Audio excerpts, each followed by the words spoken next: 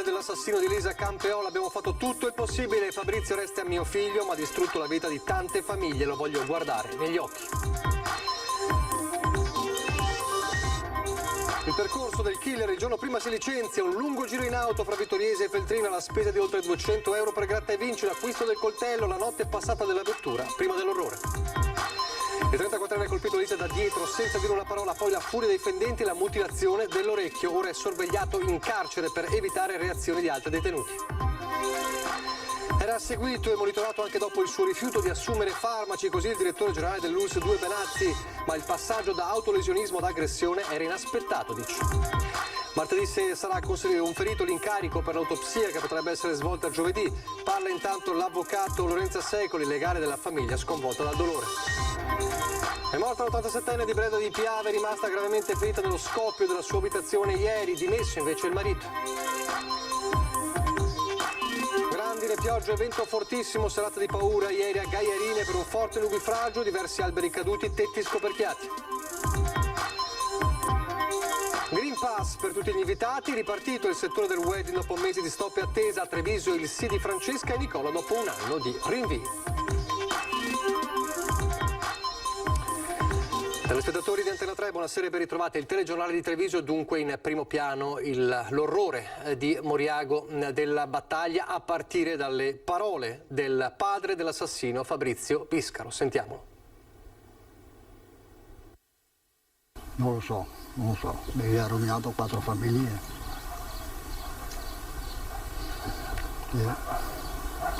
Mia figlia abita a Salisburgo. Noi qua, mio figlio è là e la ragazza che non c'entra niente. Andrà ai funerali della ragazza? Non so quando sono. E lei come sta? Più dormito? No,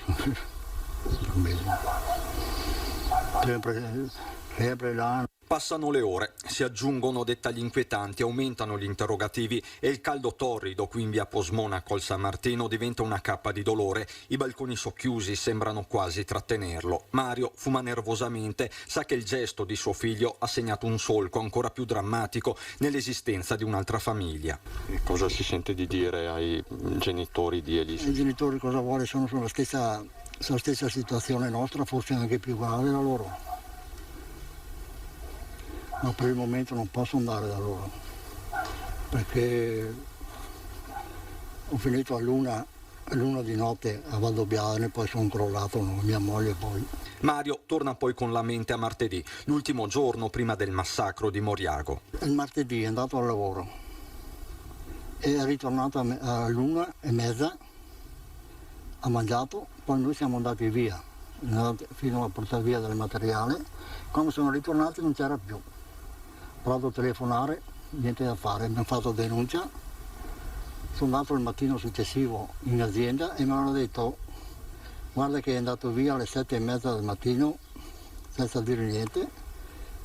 Poi ha telefonato all'agenzia interinale che si era licenziato. Eppure, spiega sempre Mario, quel lavoro in un'azienda vicino gli piaceva anche perché era arrivato dopo una serie di delusioni in ambito professionale, ma il disagio di Fabrizio era profondo e si era sedimentato nel tempo. In un caso aveva anche tentato il suicidio. L'ho fermato. L'ha fermato lei quindi? Sì. Che cosa le aveva detto? Le aveva promesso che non l'avrebbe fatto più? Non l'avrebbe più fatto, sì. E invece poi ha fatto altro, purtroppo. E anche adesso, nel momento più duro, Mario continuerà a essere padre in attesa di un momento di verità. Non posso avere sensi di colpa, cosa vuole che colpa posso avere? Perché è mio figlio, però per adesso abbiamo fatto tutto il possibile prima, faremo anche adesso. Starete ancora dalla parte di vostro figlio? Sì, perché è sempre il nostro figlio, no? Però bisogna vedere, perché cosa dirà. Ci vuole parlare a 4 occhi? Sì, lo guardo negli occhi. Intanto Fabrizio Biscaro, l'assassino, l'omicida, è in carcere ed è ovviamente sorvegliato speciale per evitare le reazioni di altri detenuti. Nel frattempo si sta ricomponendo il mosaico delle inquietanti ore prima dell'omicidio.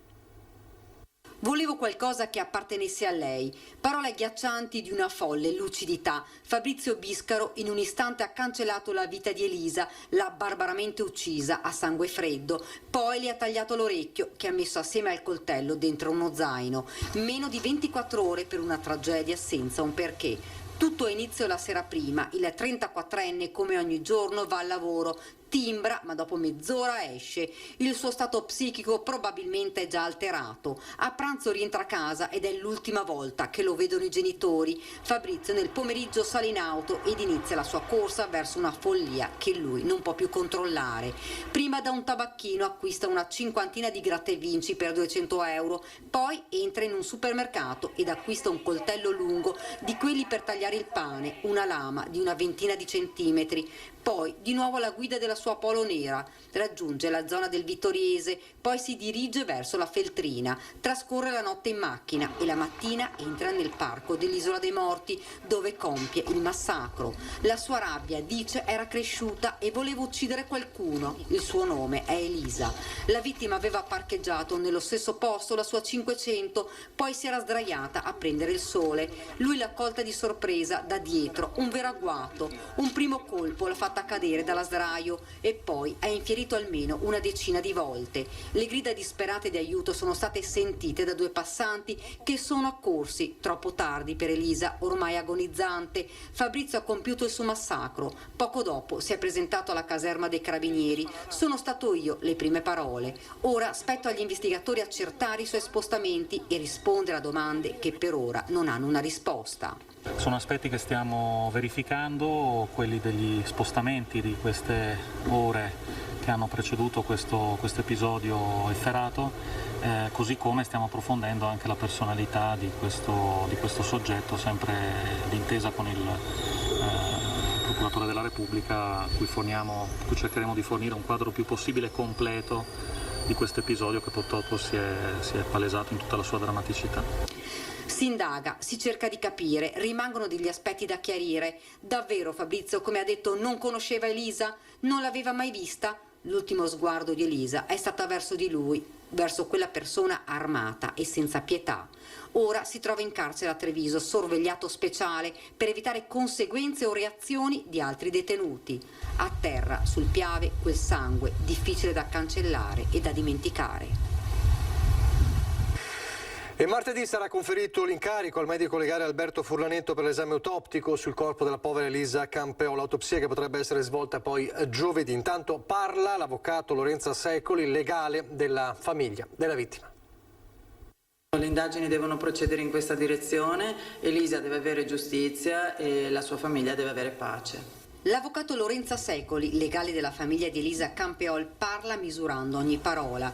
Per ora, dice, dobbiamo attendere gli accertamenti e le indagini, solo dopo potremo capire e sapere qualcosa di più. I genitori e la sorella sono distrutti, chiusi in un silenzio colmo di dolore. Hanno visto Elisa uscire per andare a trascorrere una giornata al sole e non l'hanno più vista tornare. Una cosa che nessuno si può immaginare, nessuno si può aspettare, possiamo solo immaginare il dolore di questa famiglia che infatti è distrutta. Non si capacita di quanto è successo, ma del resto non è possibile capacitarsi. La famiglia è allibita così come lo siamo noi. Molte domande ora attendono una risposta perché Elisa deve avere giustizia, perché non è possibile, dice, nemmeno pensare ad un omicidio tanto efferato, privo di una qualsiasi spiegazione. Un delitto senza un perché. Questa probabilmente è la cosa più difficile da accettare. Lasciamo lavorare la magistratura, noi saremo al fianco, saremo disponibili e faremo di tutto affinché vengano accertati le modalità, venga accertata la verità. Fin da subito, fin dalle prime ore si è aperto il dibattito sulla necessità di un intervento per prevenire tragedie come questa. Ne ha parlato oggi il governatore del Veneto Luca Zaia e anche l'assessore regionale alla sanità Lanzalin. Un'autentica tragedia quello che è accaduto, si stenta ancora a credere che possa accadere che una persona lì, tranquilla, indisturbata, nel greto del Piave, che prende il sole, si riposa, ha la sfortuna di incontrare il destino e un destino così atroce. Nelle parole del presidente del Veneto, tutto lo shock di un'intera regione per il brutale assassinio di Elisa Campeol, un delitto che apre una più ampia riflessione sull'assistenza alle persone che soffrono di disturbi psichici, partendo dal monitoraggio di situazioni a rischio. Un monitoraggio assolutamente sempre più puntuale di queste situazioni familiari, di andare in aiuto alle famiglie ma anche di avere contezza di quello che sta accadendo. La rete c'è, va ancora più intensificata, diciamo che si parte dalla famiglia, si parte dal centro di salute mentale, da quello che sono le cure, la verifica che le cure poi vengano praticate, poi è fondamentale che ci sia anche un supporto alle famiglie, perché in questi casi è fondamentale anche che le famiglie trovino subito una risposta. E oggi interviene anche il ministro della Salute Speranza nel corso della seconda conferenza nazionale sulla salute mentale, spiegando come questa sia una priorità per il governo. Le persone con disturbi mentali continuano a ricevere risposte che non sempre sono pienamente adeguate. Dobbiamo riconoscere che negli ultimi decenni l'attenzione dedicata alla sofferenza mentale non sempre è stata all'altezza. Voglio assicurare il mio impegno personale e quello del Ministero, ha aggiunto Speranza, per individuare ipotesi volte a sostenere concretamente i servizi di salute mentale, perché senza questa non c'è né ripresa né resilienza. Fare rete tra le varie realtà sul territorio per individuare possibili situazioni a rischio deve dunque essere una priorità. È difficilissimo perché sono casi che non sono noti alle istituzioni, non sono noti ai comuni, non sono noti alle aziende sanitarie, ai distretti e quant'altro. Però con le strutture sanitarie territoriali, i distretti, i nostri centri di salute mentale stiamo cercando anche effettivamente di mettere in campo tutte le azioni possibili per intercettare questi casi e per poi dare un percorso riabilitativo e evitare tragedie come quella che è successa a Moriago.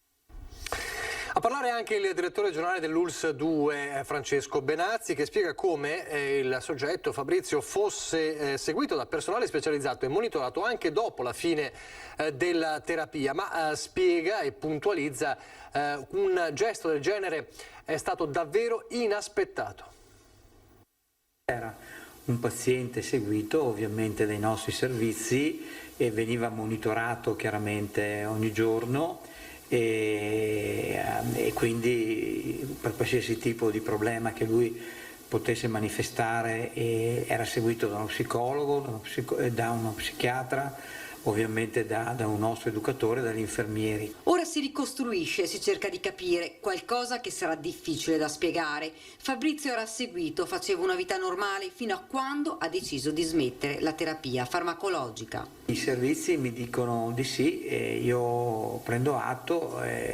Come le dicevo, noi continuiamo a monitorare comunque la persona, anche se la persona rifiuta, per capire cosa fa la persona tramite i familiari eccetera, e non avevamo avuto, mi dicono i servizi, segnalazioni di un certo tipo. Fabrizio aveva tentato qualche tempo fa di togliersi la vita, per questo era stato ricoverato, ma spiega Benazzi la situazione era ben diversa. Dall'autolesionismo arrivare appunto all'aggressione verso altri ci passa veramente un mondo, quindi credo che effettivamente la situazione che si è creata è una situazione direi quasi inaspettata dal punto di vista psichiatrico. È importante, spiega Benazzi, quando ci si trova di fronte a situazioni di fragilità e difficoltà, che le sentinelle, cioè le famiglie e i conoscenti, chiamino i servizi per segnalare eventuali comportamenti anomali o diversi dal solito. Poi aggiunge: È una situazione che ci strazia il cuore, soprattutto per quello che è successo alla ragazza, però le croci non le butterei a nessuno. Ed è una vicenda che ha scosso anche la diocesi di Treviso. Le parole del vescovo di Treviso, Monsignor Michele Tomasi, su questa vicenda, le sue riflessioni. La prima riflessione la sto facendo nella preghiera per la vittima, per tutte le sue persone care, anche nella preghiera per chi ha compiuto questo gesto e per tutti coloro che non debbono essere lasciati soli, perché c'è tanta sofferenza e alle volte ci sentiamo impotenti di fronte a situazioni dove pensiamo che cosa avremmo dovuto o potuto fare di più. Sicuramente dobbiamo continuare a prenderci cura gli uni degli altri, a mantenere sempre di più stretti e vivi i nostri legami di comunità, aprire sempre di più spazi, aprire luoghi di condivisione e non chiudere, accorgerci degli altri, sentire come stanno i nostri amici, i nostri vicini, le persone che stanno accanto, avere questa grande alleanza anche tra istituzioni, stringere reti di relazione, davvero tocca a noi. Chiudiamo questa pagina dedicata al terribile fatto di Moriago, ma c'è ancora la cronaca perché è morta l'87enne rimasta gravemente ferita nell'esplosione della sua abitazione ieri a Breda.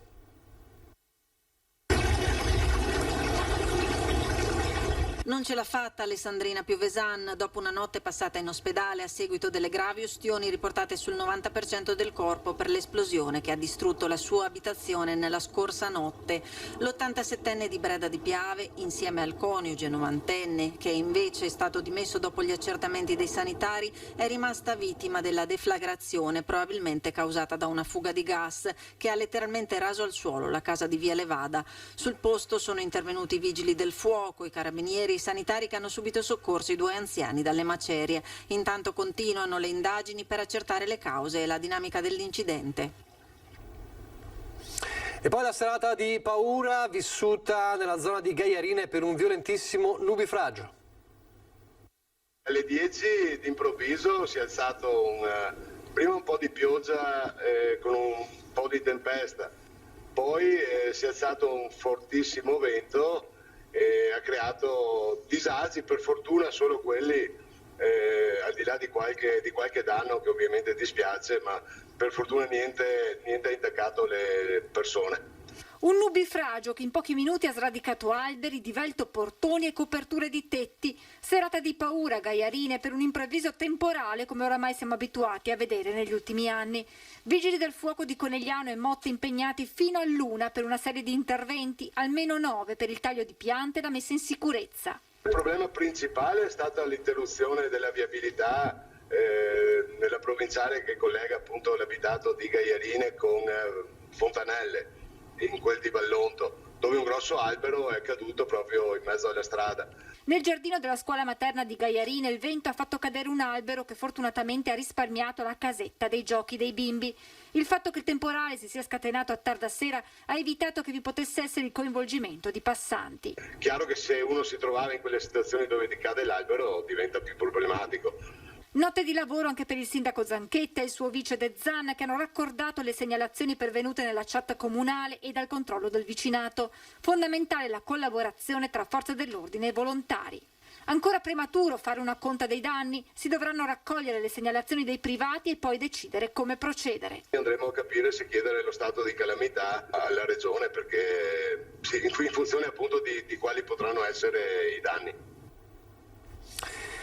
La variante Delta del Covid per ora non preoccupa il Veneto perché è poco diffusa. L'ha detto oggi Antonia Ricci, direttore generale dell'Istituto Zooprofilattico delle Venezie. I focolai più diffusi, ha spiegato, sono quelli che riguardano il Trevigiano, la marca Trevigiani, in particolare alcuni nuclei familiari indiani che lavorano in un'azienda a Ormella, l'abbiamo raccontato nelle scorse settimane. Complici l'alta percentuale di vaccinati e il caldo, la variante Delta riguarda il 5% dei casi in Veneto, afferma sempre Ricci, che invita a non creare allarmismi. In Inghilterra, dove la variante invece è preponderante, il vaccino sta comunque facendo da barriera ai ricoveri. Intanto sul fronte ripartenze, ripartiti i matrimoni, la parola d'ordine è Green Pass. Oggi a Treviso il sì di Francesca e Nicola. Lo sognavano da tempo un abbraccio così, sorrisi così, l'emozione della marcia nuziale, gli scherzi degli amici. Emozionati, felici. Loro, come tante coppie, hanno dovuto rimandare il giorno del sì di un anno tra incertezze e restrizioni dettate dall'emergenza sanitaria. È da tanto che lo aspettavamo perché l'abbiamo rinviato, dovevamo sposarci l'anno scorso, finalmente è arrivato questo momento e adesso possiamo festeggiare con tutti quanti. Preparativi che hanno dovuto tener conto di norme, aperture parziali in evoluzione, decreti che non liberano del tutto le cerimonie e banchetti, obbligo di Green Pass per tutti gli invitati. Nessuna difficoltà, abbiamo seguito tutte le indicazioni e non è stato difficile. Noi abbiamo fatto il tampone ieri, quindi 24 ore prima del matrimonio, e basta portare il foglio stampato semplicemente prima del ricevimento, oppure bisogna essere vaccinati con almeno una dose, oppure aver avuto il Covid entro i 6 mesi prima del matrimonio. Preparatissime, quindi è stato semplice. Sì, beh, io sono vaccinata, quindi per me è ancora più semplice, però sì, comunque nonostante questo l'emozione è sempre quella, cioè, poi lo aspettavamo da un anno perché ovviamente è stato rimandato, quindi emozionatissime. Un sì che oggi più che mai profuma di speciale, di fiori d'arancio e di ritorno alla normalità. È un'esperienza bellissima poter vedere questa grande gioia dopo un periodo così duro, tanta emozione. Momenti importanti ci sono stati anche in questo periodo, però si potevano vivere con poche persone e sentire la spinta della comunità credo che sia importante per loro, ma anche per le persone che sono invitate. Il viaggio di nozze per ora salta in attesa di periodi in cui anche viaggiare sarà meno complesso. Viva gli sposi!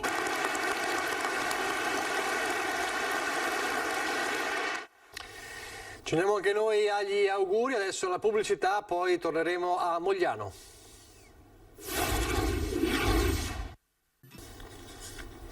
Rieccoci in studio in diretta, dicevamo prima della pubblicità, andiamo a Mogliano con l'importante taglio del nastro. Oggi all'Istituto Costante Gris è stato inaugurato un nuovo centro diurno per anziani. Finalmente, dicono ospiti e operatori, torniamo a vivere. Sono delle persone che vogliono rimanere un po' riservate, ma continua la filantropia dei moglianesi. L'Istituto Gris è stato fondato dal grande filantropo e benefattore Costante Gris. È grazie alla generosità di alcuni cittadini che il progetto di un centro diurno per anziani è diventato finalmente realtà nel cuore del parco di Villa Tommasini. A firmare il progetto di recupero della villa lo stesso Bortolato in qualità di architetto. Il progetto, ecco, l'avevo fatto io prima di diventare sindaco e ho anche una piccola soddisfazione anche in questo. La struttura ora può contare su interni e servizi all'avanguardia. I posti sono 25, quindi comprendono il trasporto, e i servizi sono l'assistenza e la cura alla persona e poi la possibilità di passare durante il giorno assieme agli altri persone anziane del centro diurno momenti ludici, di impegno, di ricreativo. I nuovi locali sono stati inaugurati alla presenza dell'assessore regionale Emanuela Lanzarin e del vescovo di Treviso Michele Tomasi, che si è intrattenuto a lungo con ospiti e operatori della vicina casa di riposo in giardino a godersi una mattinata di ritrovata normalità. E adesso non vediamo ora di tirarsi via le mascherine e poi uscire nei giardini. Siamo vaccinati. E quindi siete più tranquilli? Sì, e stiamo andando molto, ma molto bene. Per noi adesso ricomincia la vita, per tutti noi, anche per noi operatori che abbiamo dedicato anima e corpo all'assistenza di questi anziani. Un altro lutto colpisce la famiglia dell'ex sindaco di Treviso Giovanni Manildo, che il 23 marzo scorso aveva perso la mamma per Inamaso. È morto infatti anche Antonio Manildo, il papà dell'ex primo cittadino, avrebbe compiuto 92 anni a luglio. Darne notizia lo stesso Manildo, che ha postato sulla sua pagina Facebook la foto dei suoi genitori scrivendo: si sono ricongiunti. Avvocato trevigiano molto conosciuto in città, aveva ricevuto la toga d'oro nel 2007 per i suoi 50 anni di carriera forense. Nel 61 aveva fondato lo studio legale Manildo, oggi portato avanti dai figli. Il cordoglio ovviamente del mondo politico trevigiano, a partire dalla giunta di Treviso con la nota del sindaco Mario Conte. I funerali saranno celebrati martedì 29 giugno alle 16:30 nella chiesa di Santa Maria del Rovere. Il tempo delle prossime ore è il venerdì e quindi ce lo dice il generale Iannicelli. Sentiamolo. Potente anticiclone di origine africana si spinge verso nord sino a interessare tutta la nostra penisola. È evidente l'azione anche dalla carta, vedete la mancanza di sistemi perturbati, sono impediti a penetrare, a entrare proprio sulle nostre regioni.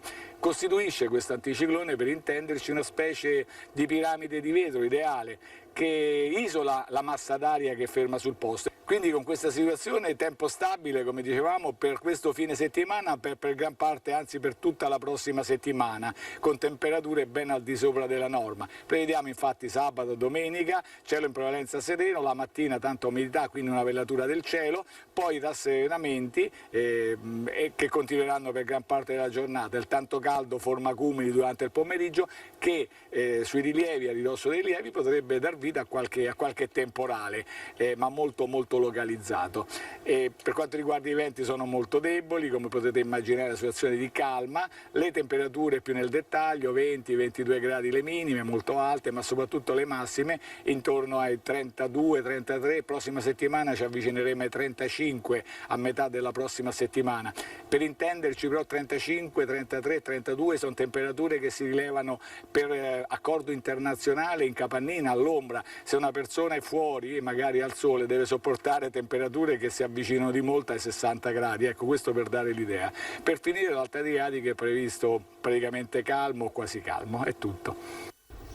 Adesso le notizie del Bellunese.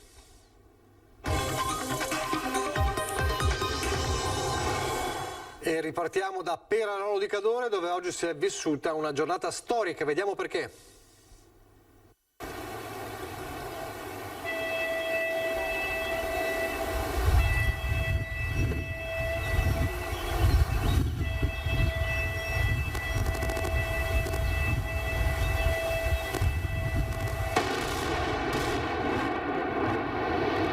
Ore 13:30. Questo è il risultato di 800 kg di dinamite sulla frana della Busa del Cristo sul Boite a Perarolo di Cadore. Un intervento che si è reso indispensabile per mettere in sicurezza non solo il costone, ma l'intero abitato che dal 2000 vive sotto scacco. È un po' tanto, però purtroppo è una frana che ha dato problemi anche agli scienziati e ci hanno studiato parecchio e finalmente siamo arrivati a una decisione. Questo è uno dei classici esempi appunto che ai lati dei corsi d'acqua il materiale quando c'è la piena viene eroso e quindi scendono le frane verso i corsi d'acqua e questo ne è un esempio. Ovviamente qui siamo in una situazione particolare perché abbiamo un centro abitato, abbiamo la confluenza fra due importanti corsi d'acqua che sono il Piave e il Boite e soprattutto quando si creano queste frane che vanno a ostruire temporaneamente il corso d'acqua si possono generare quelli che tecnicamente vengono definiti fenomeni impulsivi e che sono delle onde di piena che poi si trasmettono a valle e possono creare problemi a valle.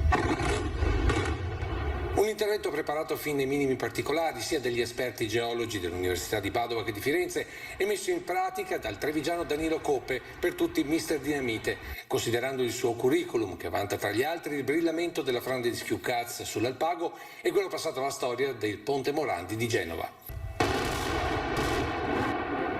Un'esplosione aspettata in particolare dal sindaco di Perarolo. Non vedevamo l'ora che arrivasse questo momento, è un sollievo penso un po' per tutti, in primis per la gente che ci vive e poi anche per lo stress che l'amministrazione ormai da 3 anni sta subendo. Da oggi quindi le 5 famiglie sfollate potranno tornare a casa mentre lungo il Boite continueranno i lavori per mettere in sicurezza tutto il costone. Ma tutta una serie di interventi finanziati con i fondi VAIA, di sistemazione, consolidamento dell'argine destro, del Boite, quindi a protezione dell'abitato, sistemazione del piede della frana, consolidamento del corpo della frana attraverso una serie di drenaggi superficiali e non e anche con un sistema di consolidamento fatto attraverso dei tiranti.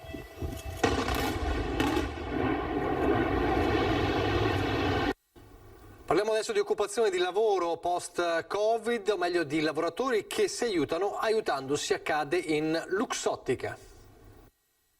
Una visione lungimirante quella di Luxottica nel rapporto con i lavoratori, nel rapporto tra lavoratori. In questo anno di pandemia sono diminuite le richieste di assistenza rivolte alla cassa di solidarietà aziendale per spese sanitarie o per l'università dei figli, mentre sono aumentate quelle per il sostegno alla natalità e per le spese scolastiche. Il numero degli iscritti alla cassa è rimasto più o meno costante e versando 9 euro mensili, cui se ne aggiungono 3 da parte dell'azienda, in caso di necessità possono venire erogate centinaia o migliaia di euro. È abbastanza in linea per quanto riguarda le prestazioni erogate comunque, perché c'è stato un piccolo calo nelle richieste per spese sanitarie e ovviamente temporaneo e legato proprio alla condizione contingente delle chiusure per Covid, quindi ci aspettiamo, già vediamo il 2021 molto più in linea con gli anni passati. E ovviamente le nostre prestazioni sono sempre richiestissime e abbiamo costantemente richieste per nuove prestazioni da rimborsare. Tutto ovviamente va ponderato e calcolato con attenzione. Il bilancio soprattutto è la cosa da tenere in equilibrio prima di pensare a nuove prestazioni, se vogliamo vedere un futuro nella nostra associazione. Ormai sono più di 5 lustri che è stata fondata la Cassa di Solidarietà Aziendale e sono più di 3 milioni gli euro che questa ha redistribuito tra i dipendenti del colosso dell'occhiale che vi hanno aderito.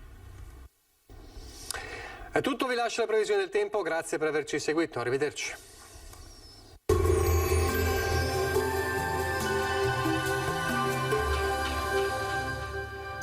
Lasciati ispirare dai nostri pavimenti e rivestimenti R di bagno. Tu scegli, noi pensiamo a tutto il resto. Meneghel, Aruncade, Treviso. Bentrovati al meteo. L'estate è iniziata alla grande, ci attende un weekend tra sole, caldo, afa, ma anche qualche insidia temporalesca. Il dettaglio di sabato 26 giugno. Sul Veneto alta pressione africana ben salda, sarà infatti una giornata con ampio soleggiamento dappertutto e cielo sereno o poco nuvoloso. Tuttavia nelle ore pomeridiane non si escludono dei locali acquazzoni sui settori montuosi. Continua l'intensa ondata di calore con temperature minime tra 13 e 21 gradi, valori massimi compresi invece tra i 27 e i 33 gradi all'incirca. Ci spostiamo ora sul Friuli Venezia Giulia, tanto sole anche qui dappertutto, al massimo con poche nubi a carattere sparso, isolati rovesci al pomeriggio sui rilievi. Temperature minime tra 18 e 22 gradi, massime sui 28-31 gradi. Infine uno sguardo alla situazione del Trentino Alto Adige, dove sarà in prevalenza soleggiato. Anche in questo caso però nelle ore pomeridiane saranno possibili dei piovaschi. Temperature minime intorno ai 15-16 gradi, massime infine sui 31 gradi all'incirca. Dal meteo per ora è tutto, vi auguro come sempre un buon proseguimento in compagnia di Antenna 3 e arrivederci al prossimo aggiornamento.